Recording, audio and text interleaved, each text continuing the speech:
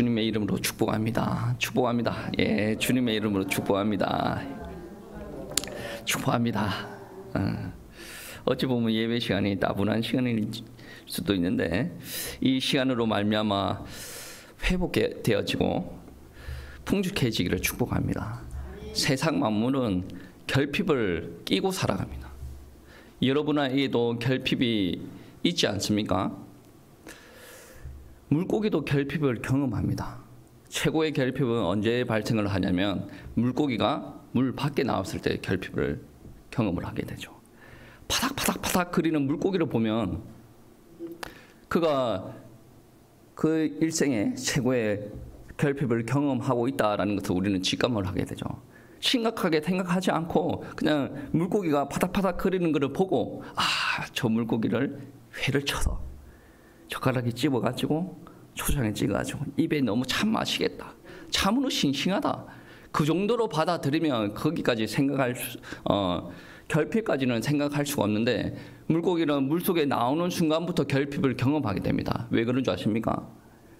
물고기는 자기가 살아가는데 가장 필요한 것이 없어도 안 될 것이 물속에 존재하기 때문에 그래서 물속에서 나오는 순간에 결핍을 경험하게 되죠.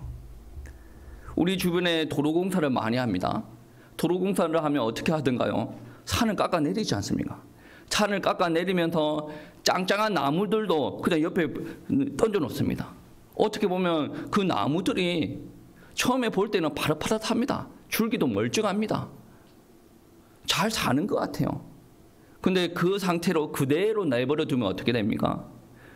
뿌리가 마르기 시작하고 줄기 안에 물이 오르락내리락 하는 것도 마르고 파릇파릇한 잎사귀도 말라 들어갑니다.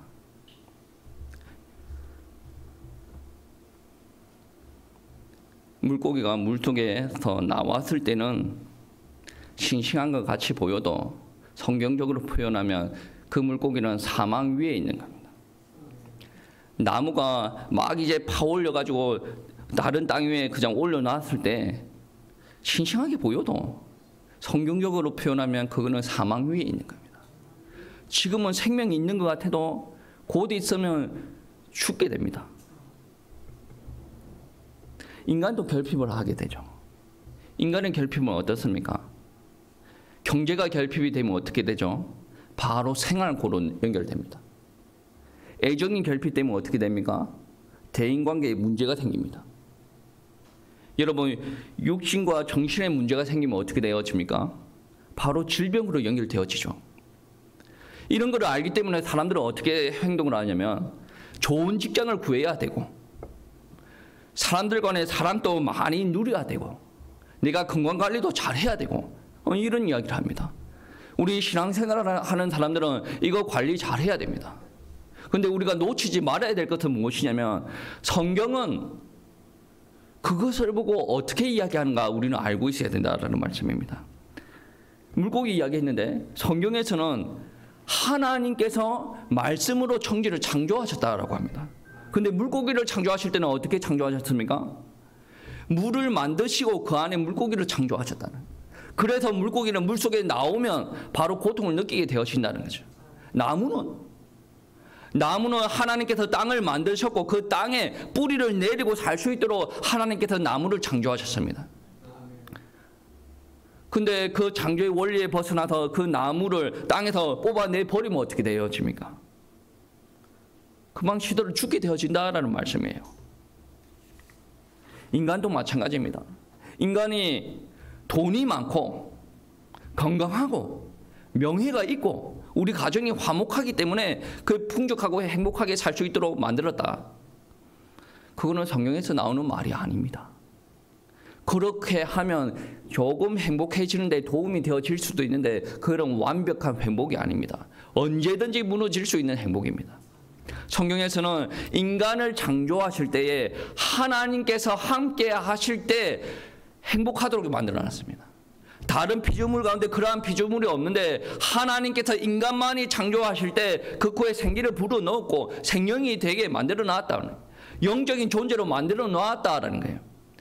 우리 이 땅에 많은 생명체들이 있는데 요즘에 뭐 고양이, 개들이 인기가 많죠. 저는 요즘에 웃기는 일들이 많습니다. 뭐냐면 고양이 보고 우리 새끼 그러는데 안 웃깁니까? 여러분은 사람이 아닌 거죠. 개죠. 개가 사람의 취급을 받든지 자기가 개로 인정을 하고 살든지 우리 새끼가 되어질 수가 없어요. 근본적으로 창조된 원리 자체가 다릅니다. 내가 아무리 개를 사랑한다고 하더라도 내가 밥 먹는 것보다 더 좋은 밥을 먹인다라고 할지라도 그 개는 하나님 앞에 예배 드릴 수가 없고 그 개는 천국에 갈 수가 없어요. 우리 성경책이 뭔가를 하지 말아라, 하라 라는 잔소리가 많이 실려있는 그러한 말처럼 느껴질 수도 있는데 성경 말씀에 근본적으로 하나로 요약하면 무슨 말이냐면 나와 함께 하자. 하나님께서 이 인간들에게 나와 함께 있으라 이것을 강조하시는 거예요. 사람에게 처음부터 단절이 있었지는 않습니다. 인간에게 영이 있고 그 영으로 하나님과 교제를 하게 만들어놨는데 첫사람 아담이 하나님의 말씀에 불순종하여서 죄가 사람들 가운데 들어오고 그 죄로 말미암아 하나님과 사람이 분리가 되는 일들이 일어났습니다. 성경책에서는 처음부터 끝까지 하나님과 인간이 분리가 되었다라고 이야기를 하고 있습니다. 분리된 상태에 대해서 이야기를 하고 분리된 결과 어떻게 되었다라는 것을 이야기를 합니다. 그래서 우리 신앙생활을 할 때 가장 필요한 것이 무엇인가? 그 하나님과 분리되었던 그 사람이 하나님과 함께하는 방법이 무엇인가? 예수 그리스도다. 성경 곳곳에 이야기를 하고 있습니다. 하나님과 분리된 사람들이 어떻게 행동을 하고 있는가? 그 말씀이 예레미야 2장 13장 말씀에도 증거를 하고 있습니다. 한번 띄워줘 보세요. 2장 13절 말씀 제가 한번 읽어보겠습니다. 내 백성이 두 가지 악을 행하였나니 곧 그들이 생수에 근원되는 나를 버린 것과 스스로 웅둥이를 판 것인데 그것은 그 물을 가두지 못할 터인 웅덩이들이라. 하나님과 단절된 사람들은 하나님과 가까이 하려고 노력하지 않습니다. 오늘 말씀, 그러니까 방금 읽었던 말씀은 이 땅에 있는 사람들이 하나님 앞에 죄를 범하였는데 그 죄가 두 가지다. 첫 번째는 무엇이냐? 생수의 근원 대신 하나님을 버린 것.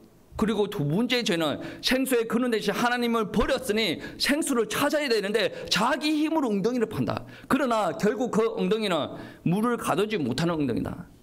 그래서 뭐가 일어납니까? 결핍이 일어난다. 하나님의 말씀은 계속 이야기하고 있습니다. 하나님과 함께 해야 된다. 생수의 근원 대신 하나님과 같이 해야 된다. 그러면 결핍 정도가 아니라 풍성한 삶을 누리게 되는 거예요. 오히려 내 배에 생수의 강이 흘러 넘치는 역사가 일어날 수 있도록 하나님께서 우리들에게 공급하여 주신다라는 말씀입니다. 그런데 사람들은 하나님을 가까이 하기를 두려워하고 꺼려하고 귀찮아합니다. 여기에서 병이 생기고 결핍이 생기는 거예요. 하나님을 두려워하고 하나님을 꺼려하고 하나님의 말씀 듣지 않으면 어떤 일들이 일어나는 줄 아십니까? 예레미야 2장 19절 말씀입니다. 중반부터 보시면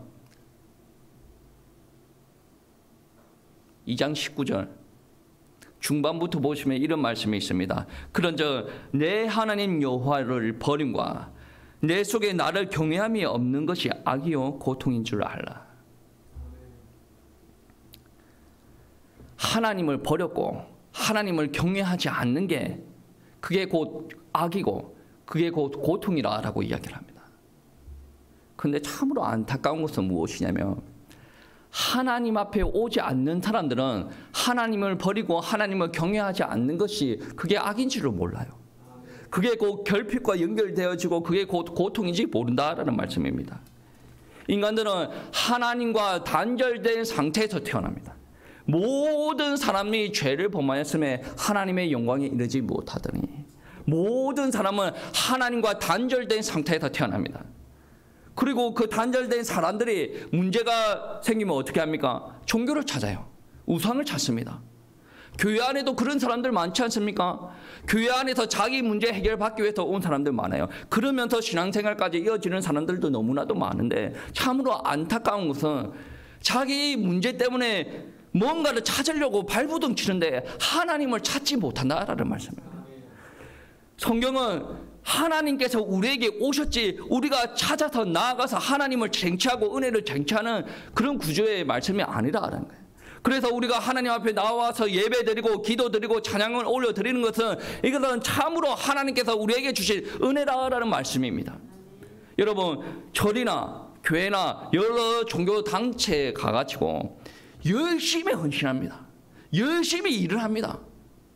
근데 은혜 없는 사람들을 보면 어떤 안쓰러움이 느껴지냐면 저 사람은 결국 물속에서 나와가지고 바닥바닥바닥 살려고 발부둥 치는 사람들의 모습과 아주 유사하다라고 느껴집니다. 그리고 교회 안에 있던 교회 밖에 있던 자기가 어느 정도 돈을 가졌고 어느 정도 삶이 유지가 되어지고 집안이 행복해지면 어떤 생각을 하게 되냐면 굳이 하나님 앞에 예배 드려야 되는가? 굳이 내가 하나님 앞에 기도를 해야 되는가? 교회 다니는 사람들조차도 그러고 있습니다. 우리 하나님께서는 처음부터 마지막까지 우리에게 이야기하시는 게 뭐냐? 내 아들아 나에게 오라. 나의 장중에 거하라. 나의 은혜 아래 거하라. 나의 영광의 빛이 너에게 거하기를 원하고 나의 임재가 너에게 미치기를 원하고 근데 계속 거부합니다. 예배 드리기를 거부하고 기도하기를 거부합니다. 여러분 하나님과 단절된 사람이 하나님을 만나지 않습니까? 그러면 여러분 하나님과 단절된 사람이 하나님을 만났을 때는 뭔가가 바뀌어야 돼요.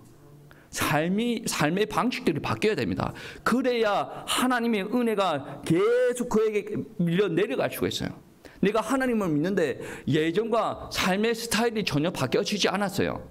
그러면 하나님을 믿는다 손 치더라도 그에게는 여전히 결핍된 상태가 지속이 되어질 수밖에 없습니다. 하나님께서는 여러분을 부르셨을 때는 여러분을 통해서 하실 일이 있습니다. 그 하실 일을 이루어 나가실 때는 여러분의 결핍을 하나씩 고쳐 나가기를 원하시는 하나님이에요. 그러기 위해서 하나님께서 야야 너 이거 해야 된다 라고 말씀하시는데 처음부터 끝까지 하나님 안 해도 됩니다. 안 해도 됩니다. 저는 이게 좋습니다 라고 이야기해요.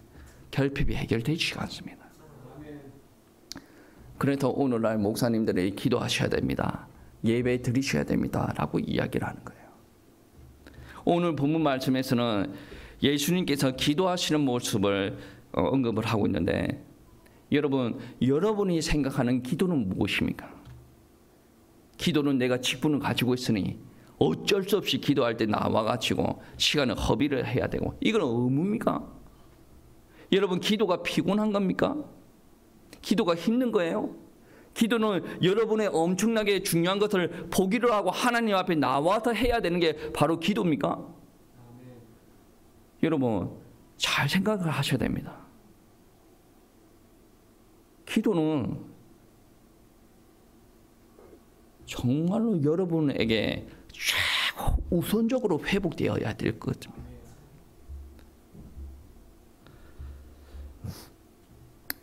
예수님께서 오늘 본문 말씀에 기도하실 때 35절 말씀에 어떤 말씀을 하시냐면 새벽 아직도 밝기 전에 새벽에 나와서 기도하시는데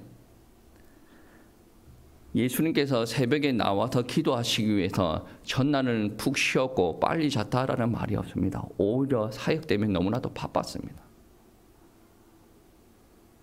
예수님께서 오늘 이 본문 말씀 읽기 전이 안식일이었어요. 그러니까 회당에서 설교를 하고 설교하는 중에 귀신 들린 사람이 나와가지고 예수님 앞에 큰 소리로 고함칩니다. 그리고 예수님께서 그 귀신 들린 자 안에서 귀신을 쫓아내는 사역들을 하죠. 여러분 귀신 쫓아내는 사역들이 육신적으로 피곤한 사역들입니다. 그러한 사역들을 마무리를 하고 예수님께서 안식을 취하기 위해서 베드로의 인도를 받아서 베드로의 집으로 갑니다. 그때 누가 누워 있었죠? 베드로의 장모님이 누워져 있었습니다. 그리고 나서 그분도 살리시는 기적도 행하시고 사역을 이끌어 가시죠. 그 사역이 끝입니까? 끝이 아니었어요. 32절 말씀에 보시면 마가복음 1장 32절 말씀에 보면 저물어 해가 질 때에 모든 병자와 귀신 들린 자를 예수께 데려오니 낮에부터 계속 사역이 지속되었어요. 그리고 나서 해가 저물면 푹 쉬어야 되는데 해가 저무니까 낮에 있었던 일들이 그 지역의 모든 사람들에게 소문이 퍼졌습니다. 야, 예수라는 사람이 귀신 들린 사람은 고쳤더라. 예수라는 사람이 귀신 들린 사람만 고칠 뿐만이 아니라 베드로의 장모도 고쳤더라. 그러니까 모든 사람들이 다 소문을 듣고 베드로 집에 줄을 서기 시작합니다. 그거를 성경을 어떻게 표현하고 있냐면 33절 말씀에 보시면 온 동네가 그 문 앞에 모였더라. 동네가 모일 수가 있습니까? 그렇지는 않아요. 근데 베드로의 집 밖에 사람들이 계속 온 동네가 차고 넘칠 정도로 줄을 섰다라는 거예요. 그 말은 동네가 모두 다 병이 들어져 있었어요. 예수님 당시에 사람들은 하나님의 말씀을 몰랐습니까? 알았어요. 유대교가 그 민족의 전통 종교였습니다. 그런데 이들이 예수님이 오고 나서 모든 사람들이 예수님을 바라보고 예수님께 치유받으려고 온 동네가 베드로 집 앞에 모여들었단 말이에요. 엄청 심각한 상황이에요. 한국은 이렇지 않을 것 같습니까? 우리도 여기에 대해서 사명감을 붙잡아야 돼요. 여러분, 돈으로도 해결이 안 되고 세상적인 권력으로도 해결이 안 되고 내가 열심과 섬김으로 해결이 안 되어지는 고통이 있다는 거예요. 그래서 사람들이 돈을 들여가면서 우상 숭배를 하는 거고 그래도 해결이 안 됩니다. 그래도 끊임없이 우상 숭배를 하는 거예요. 그런데 여러분 중에 한 명이 온전히 하나님의 은혜로 회복되는 것을 봤습니다. 와, 저 사람들은 돈도 없고 건강도 없었는데 오로지 복음, 예배, 하나님의 말씀을 붙잡고 나아가더니 저 사람은 완전히 180도로 다른 사람이 되었더라.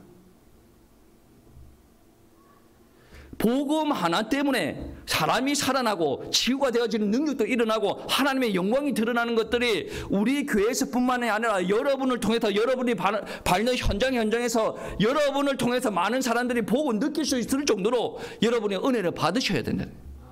사도행전 1장 8절 말씀에 무엇이라고 합니까? 성령이 너에게 임하시면 너희가 증인 되리라. 내가 증인 되겠다 막 악을 쓰고 막 힘을 다하고 막 이렇게 해서 증인 되는 것이 아니라 하나님께서 성령 충만 주시고 하나님께서 은혜 주셔가지고 이 사람 복음으로 말미암아 하나님의 영으로 말미암아 회복된 사람이라라는 것이 느껴지면 주변 사람들이 인정을 하고 확인하고 그 사람들이 자기 나름의 방법으로 해결하려고 하다가 해결이 되어지지 않으면 어떻게 합니까? 여러분을 봅니다. 여러분을 통해서 교회로 옵니다. 여러분, 이게 이 지옥교회가 회복해야 될 능력들입니다. 저 교회 가면 재미난 게 많고 저 교회 가면 이거를 도와주고 저거를 해주고 교회가 그런 것이 있어야 됩니다. 그런데 본질적으로 복음과 복음의 능력이 사라져 버리면 교회 존재의 가치가 없어집니다. 이 교회가 존재하는 이유가 여러분을 위해서 존재합니다. 그리고 이 교회가 존재하는 이유가 이 지역에 우상에 빠져서 살아가는 그 사람들을 건지는 것이 저와 여러분의 사명이라. 그래서 저와 여러분에게 뭐가 회복이 되어야 되냐면 복음이 회복되어졌지만 지금부터 더 강력하게 회복되어져야 되고 예수 그리스도의 복음의 능력들이 여러분에게 드러나고 있지만 그 능력들이 여러분을 통해서 다른 사람들이 알 정도로 복음의 능력들이 드러나야 된다는 말씀입니다. 이게 우리의 기도 제목이 되어야 되고 우리 교회의 사명이 되어야 될 줄 믿습니다. 예수님께서 사람들이 몰려올 정도로 전날에 바쁜 하루를 보냈습니다. 그럼에도 불구하고 오늘 말씀 35절 말씀에 새벽 아직도 밝기 전에 한적한 곳에 기도하러 갑니다. 어둠이 쫙 깔린 그 상황에서 예수님은 기도하러 갔다라는 거예요. 그 기도하는 공간을 찾아가는 그 여정을 한번 약간 상상을 한번 해보세요. 눈에 보이는 게 없어요. 그 이스라엘, 그러니까 예수님께서 지금 이 기도하는 공간을 찾아가는 그 땅은 아스팔트 길은 아니지 않습니까? 울퉁불퉁합니다. 내가 원하는 곳이 어디 있는가 그걸 찾기 쉽지 않은 어두움의 공간이에요. 기도하려는 사람들은 그러한 부분들을 경험을 해야 됩니다. 기도는 내가 하나님 앞에 다가가는 과정이기도 합니다. 그 과정에서는 울퉁불퉁한 길도 경험을 해야 되고 어두운 길도 헤쳐나가야 되기도 합니다. 그리고 그 길을 경험한 사람에게 하나님께서 주시는 힘과 하나님께서 주신 위로함과 하나님께서 주시는 치유와 회복이 있다라는 말씀이에요. 그리고 기도하는 그 길을 걸어가는 모습과 같이 기도할 때 우리의 인생의 길이 정리가 되어지고 개관이 되어지고 큰 길이 큰 길이 열려진다라는 말씀이라는. 안 와닿을 수도 있겠죠. 제가 신대원 때 같이 교제 나눴던 훌륭한 목사님이 있어요. 지금은 강남에서 사역을 하고 계시는 목사님인데 그분과 1학년 때부터 무엇을 했냐면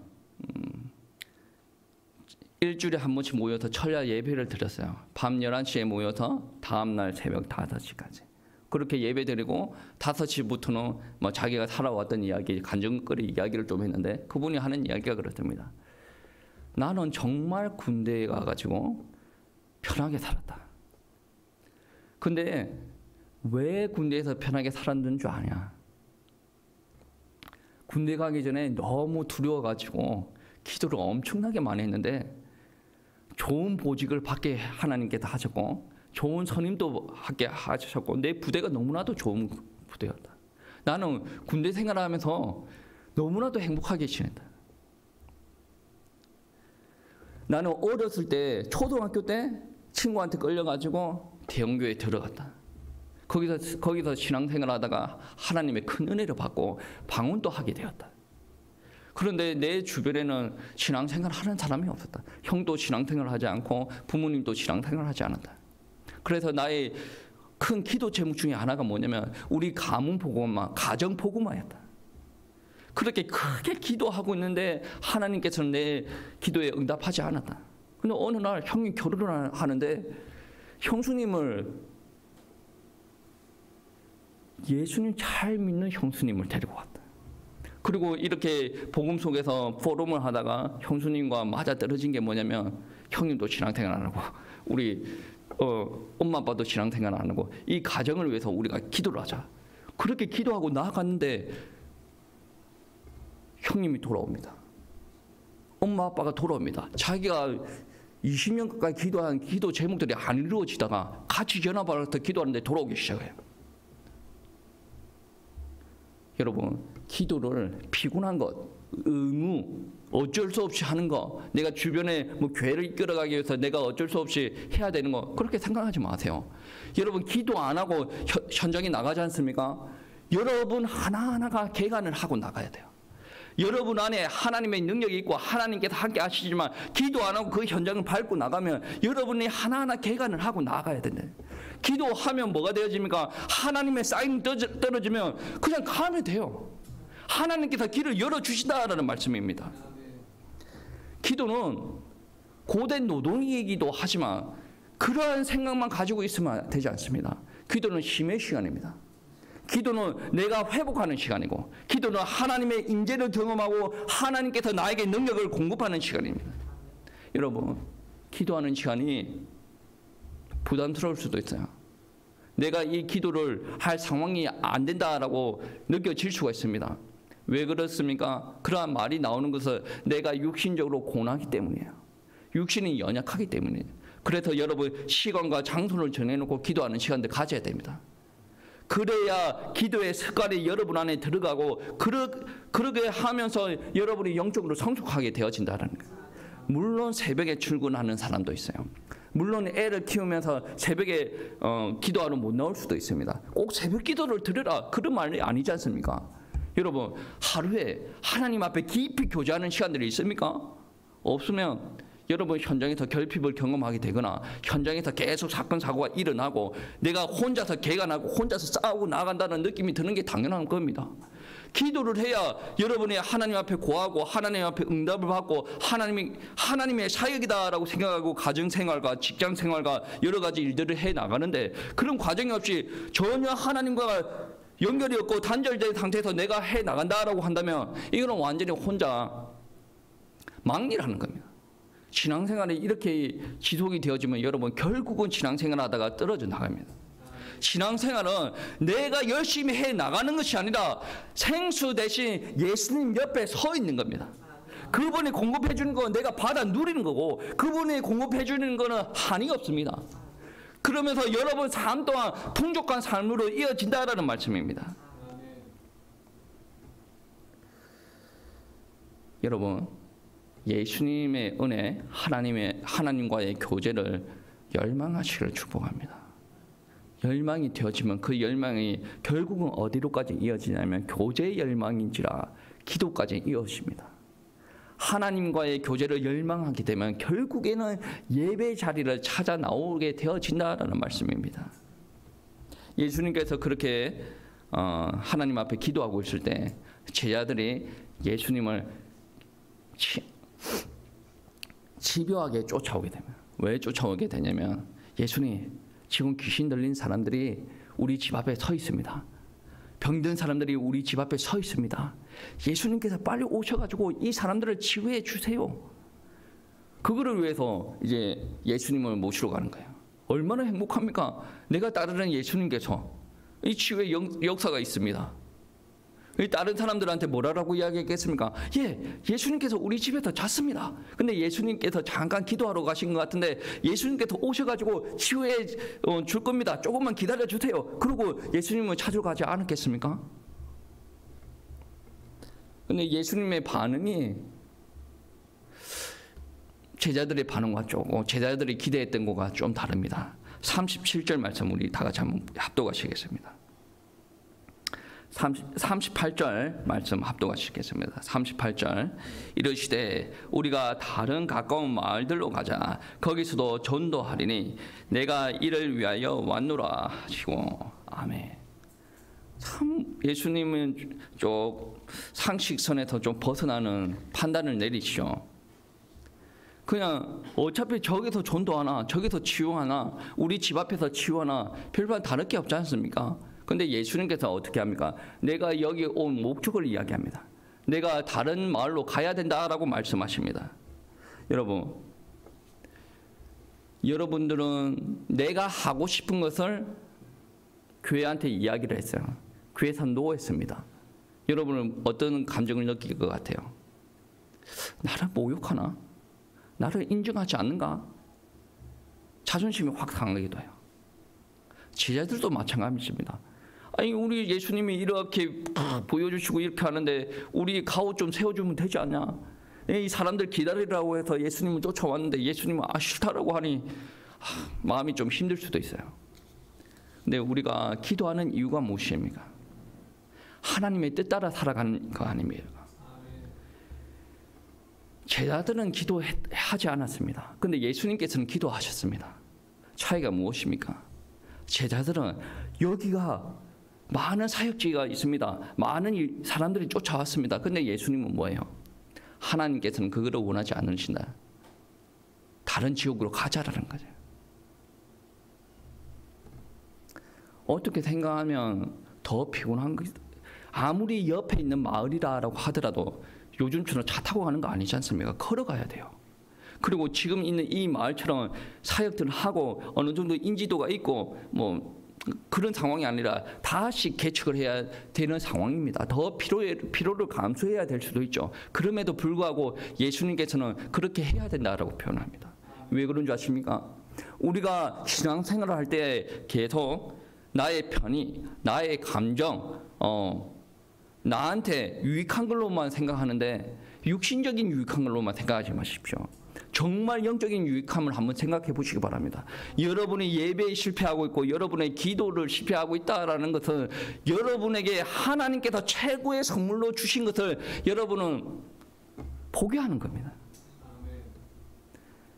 예수님께서 이제 사역은 여기 아닌 것 같아, 딴 데로 옮기자라고 이야기하는 것은 하나님께서 공급하여 준 메시지를 예수님께서 따라가는 성숙한 신앙의 생활들이에요. 예수님께서 다른 데로 가자라고 했을 때 아닙니다, 여기 하고 가십시다 이렇게 말할 수도 있는데, 예수님을 따라가는 것도 성숙한 신앙인들의 모습이라는 말씀입니다. 우리가 기도하는 이유가 무엇입니까? 예수님께서 기도를 가르치지 않습니까? 마태복음 6장 말씀에 하나님의 나라가 임하시오며, 그리고 마태복음 6장 33절 말씀에 그의 나라와 그의 의를 구하라. 내가 무언가를 정해놓고 이것을 이루어 나가기 위해서 하나님 앞에 간구하고 기도하는 것이 아닙니다. 그것이 이루어지는 순간에 언제가 이루어지냐면, 내 원하는 기도 제목이 하나님께서 원하시는 것과 맞아 떨어졌을 때 이루어지는 거예요. 그래서 여러분 기도할 때 하나님의 말씀 붙들고 기도해야 돼요. 추상적일 수도 있어요. 근데 하나님의 말씀 붙들고 기도하는 게 내가 상상도 못한 그러한 응답들이 오기 시작합니다. 하나님, 내가 하나님의 교제를 열망하기를 원합니다. 내가 하나님과 기도하기를 열망하기를 원하고 하나님과 예배 드리기를 열망하기를 원합니다. 하나님, 그 열정을 저에게 주시옵소서. 옆에서 그렇게 하면 되지, 그렇게 하면 되지, 그렇게 하면 되지. 많은 사람들이 그렇게 이야기를 하겠지만 그 기도를 하나님께서 들으십니다. 여러분의 상황을 압니다. 하나님께서 어떻게 인도하실지 한번 기도에 한번 해보시기 바랍니다. 우리는 우리 뜻을 위한 기도를 하는 것이 아니라 하나님께서 우리를 부르시고 하나님께서 우리를 위해서 하나님의 뜻을 이루어 나가시기 위해서 기도를 요구하십니다. 그리고 결핍된 상태에서는 하나님의 사역들을 감당하기 어렵습니다. 그래서 예수님께서는 전날에 그렇게 고된 사역들을 감당하셨지만 앞으로의 또 사역들을 감당하기 위해서 새벽 시간에 하나님을 찾아서 기도하고 하나님의 임재를 경험하게 된다는. 저는 하나님 앞에 나아가고 하나님 앞에 예배 드리고 싶은데 제 주변 상황이 그거를 허용하지 않습니다. 나는 가정에 문제가 많고 경제에도 문제가 있고 육신의 질병도 있고 사람들은 나를 미워하고 나는 어떻게 해야 됩니까? 여러분, 땅에서 뽑혔던 나무가 땅에 심겨진다고 해서 다 이 나무가 건강하게 키워지는 나무가 아닙니다. 여러분 아시지 않습니까? 이 나무를 옮겨 심을 때 어떤 나무는 그냥 바짝 말라 죽습니다. 왜 그런 줄 아십니까? 뿌리를 건드렸기 때문에. 뿌리가 활착이 되어지지 않으면 그 나무는 금방 죽어버립니다. 여러분이 하나님과 단절된 상태에서 하나님 앞에 왔어요. 근데 하나님 앞에 왔는데 거기에서 멈춰버리면 땅에 뿌리를 박았음에도 불구하고 활착이 되어지지 않아서 말라 죽어가는 사람과 별반 다를 게 없어요. 교회 안에 왔음에도 불구하고 여러 정신병에 여러 가지 육신적인 질병에 시달려 죽는 사람들 많이 보지 않습니까? 교회 안에 왔는데 왜 그렇습니까? 저는 교회 안에 왔음에도 우울증에 시달려 있는 사람들 많이 봤습니다. 귀신에 잡혀 있는 사람들 많이 봤습니다. 교회 안에 왔고 하나님의 이름을 부르는데 뿌리가 땅에서 제 역할을 감당하지 못한다는, 하나님의 은혜가 임해야 됩니다. 그 땅에서 영양분과 수분을 끌어올리는 작업들을 해야 되는데 이거는 본능입니다. 내가 하나님의 은혜를 받고 내 안에 하나님의 영이 충만하게 거하면 본능적으로 하나님께서 나한테 채워주시는 영양분을 끌어올리게 되어져 있습니다. 근데 여러분은 기도 생활을 하지 않는다, 영양분을 못 끌어올리죠. 예배 생활을 하지 않는다, 영양분을 못 끌어올리죠. 내가 하나님을 갈급하게 생각하지 않나요? 영양분. 그럼에도 교회 안에 왔음에도 불구하고 대부분 사람들이 삐쩍삐쩍 말라가는 나무로 되어질 수가 있습니다. 나는 신앙생활을 하려고 하는데 내 주변에 방해 요소가 너무나도 많습니다 라고, 나는 어쩔 수가 없어요 라고 생각할 수도 있습니다. 근데 하나님께서는 어쩔 수 없는 그 상황을 허용하셨어요. 내가 정말 힘들고 주변에 척박한 상황이다. 그러면 나한테 큰 은혜가 임할 조짐입니다. 나한테 큰 은혜가 임하여야 내가 생존을 하고 내 주변에 있는 사람들을 살리고 그 사람들한테 복음을 전할 수가 있다라는 말씀입니다. 내 주변에 있는 상황을 그냥 나한테 안 좋은 영향만 주는 상황이라고 단정을 짓지 마시고 하나님께서 큰 은혜 임할 조짐이라는 것을 진단하시길 바랍니다. 여러분은 해안 절벽에 서 있는 소나무로 보지 않습니까? 여러분은 바닷바람이 얼마나 강한지 아시지 않습니까? 해안 절벽에, 그래 바위 위에 소나무가 이렇게 심겨져 있습니다. 뿌리를 내리고 있습니다. 바닷바람이 몰아치는데 그 소나무가 절대로 꺾여지지 않습니다. 절대로 날아가지 않습니다. 태풍이 올라와도 그 나무는 꺾이지 않아요. 가로수는 태풍이 몰아치면 그 나무는 금방 넘어져요. 근데 바닷바람을 맞는 그 소나무는 무너집니까? 안 무너집니다. 차이가 뭔지 아십니까? 뿌리가 어떻게 내려지는가의 차이입니다. 해안 절벽에 뿌리 내리고 있는 그 소나무는 생존을 하기 위해서, 아주 살아남기 위해서 뿌리를 내리기 시작합니다. 흙이 많지 않지 않습니까? 살아남기 위해서 뿌리를 내리는지라 바위가 내 생존을 막을 수가 없습니다. 때에 따라서는 시간이 지나면 그 뿌리 때문에 바위가 깨지기도 합니다. 뿌리가 너무 강력하게 떠받치고 있으면 뿌리는 바위를 돌아서 그 밑에 물을 찾아 내려갑니다. 여러분, 하나님을 찾는 우리들의 본능이 이래야 되지 않겠습니까? 여러분의 본능이 먹고 자고 입고 다른 사람들을 사랑하고 충분히 본능이에요. 근데 이것만으로는 여러분의 결핍이 해결되어지지 않는다라는 거예요. 여러분이 하나님의 부르심을 받고 결핍이 해결되어지는 정도의 수준이 아니라 여러분의 삶이 풍족해지고 그로 말미암아 자연스럽게 이 땅에서 증인되어지는 일들을 감당을 하기 위해서는 여러분 하나님을 찾는 본능에 충실해야 됩니다. 해송이 바위를 뚫고 물을 찾는 것 같이 그만큼 강력한 본능이 있어야 됩니다. 내 주변에 사건이 있어가지고 하나님은 못 찾습니다. 내 주변에 무엇 때문에 하나님은 못 찾습니다. 여러분 본능이 그만큼 갈급하지 않다라는 말씀이에요. 그렇게 바위를 뚫고 물을 찾은 그 정도의 생명력 가지고, 그 정도의 생명력을 가지고 신앙생활하는 만약에 여러분이라면 정말로 크나큰 하나님의 사역들을 감당을 할 수가 있다는 거예요. 여러분 주변 상황이 척박하다라고 단정 짓지 마시고 실족하지도 마시고 그거를 바라보고 하나님을 바라보시기 바랍니다. 야, 내가 여기서 어떻게 살아남으라는 거지? 정말 하나님의 은혜가 아닌 곳은 나는 여기서 살아남을 수가 없다. 하나님께서 은혜를 주셔야만 나는 회복이 되어질 수 있고 하나님의 일을 감당할 수 있죠. 방법은 하나지 않습니까? 이게 인정이 되어져야 돼요. 방법은 하나입니다. 뭡니까? 내가 하나님 앞에 나와서 내가 하나님 앞에 드려지고 내가 열정을 가지고 하나님 앞에 매달려야 된다는 거예요. 그렇게 되어졌을 때 어떠한 일들이 일어납니까? 땅에 뿌리 내리는 나무와 같이 잎이 무성해집니다. 잎만 무성해지는 것이 아니라 더 나아가서 열매까지 맺히기 시작합니다. 여러분 신앙생활도 그러하시기를 축복합니다. 여러분 정말로 삶이 풍족해져서 가지고 나무가 잎이 무성하게 맺히는 것처럼 좀 그렇게 좀 사시기 바랍니다. 그리고 결국에는 뭐 해야 됩니까? 나무는 결국에 그리스도인들은 뭐 해야 됩니까? 열매를 맺어야 되지 않겠습니까? 방향은 그래야 돼요. 그렇게 쓰임 받으시기를 축복합니다. 예수님께서 기도하고 나서 다음에 어디로 이동했습니까? 다른 마을로. 우리는 이 마을을 아주 관심 깊고 헌신을 해야 됩니다. 그런데 더 나아가서 다른 지역까지 품으셔야 돼요. 근데 결핍된 상황에서는 그 사역들을 감당을 하지 못합니다. 내 주변에 돈이 많고 내 주변에 사람이 많고 건강하고 그래야 그거를 감당하지 않습니까? 하나님은 뭘로 보고? 여러분 하나님은 뭘로 보고 그렇게 이야기를 합니까? 하나님은 우리 손에 돈이 없다라고 해서 하나님의 일을 감당을 못하게 하시는 하나님입니까? 아니에요. 우리가 몇천 명, 몇만 명이 모여야 그거는 하나님을 불신앙하는 겁니다.